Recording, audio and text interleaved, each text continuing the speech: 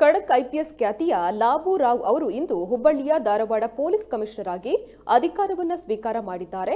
ಇಂದು ಬೆಳಗ್ಗೆ police commissioner ಕಚೇರಿಗೆ ಆಗಮಿಸಿದ ಲಾಬು ರಾವ್ ಅವರನ್ನ ಹುಬ್ಬಳ್ಳಿಯ ಪೊಲೀಸರು ಗಾರ್ಡ್ ಆಫ್ ಆನರ್ ಮಾಡಿ ಸ್ವಾಗತ ಮಾಡಿದ್ರು. ಇನ್ನು ಗೌರವ ವಂದನೆ ಸ್ವೀಕರಿಸಿದ ಇವರು ನಿರ್ಗಮಿತ ಪೊಲೀಸ್ ಕಮಿಷನರ್ ಆರ್ ದಿಲೀಪ್ ಅವರಿಂದ ಅಧಿಕಾರವನ್ನು ಹಸ್ತಾಂತರ ಮಾಡಿಕೊಂಡರು. ಇನ್ನು ಈ ಸಂದರ್ಭದಲ್ಲಿ ಕರ್ನಾಟಕ ರಕ್ಷಣಾ ಪಡೆಯ ಹುಬ್ಬಳ್ಳಿಯ ಅಧ್ಯಕ್ಷ ಸೋಮಲಿಂಗಪ್ಪ ಸಂಗೊಳ್ಳಿ, ಧಾರವಾಡ ಅಧ್ಯಕ್ಷ ರಾಜು ಬಾಗೇವಾಡಿ, ಜಿಲ್ಲಾ ಕಾರ್ಯದರ್ಶಿ ಬಸವರಾಜ್ ಗೋಪಾಲ್, ಹುಬ್ಬಳ್ಳಿ ಮಹಿಳಾ ಕಾರ್ಯದರ್ಶಿ ಶ್ರೀಮತಿ ಪ್ರೀತಿ ಸಂಗೊಳ್ಳಿ ಅವರು ಬಾಬುರಾಮ್ ಅವರಿಗೆ ಹೂಗುಚ್ಛ ನೀಡಿ ಸ್ವಾಗತಿಸಿದರು.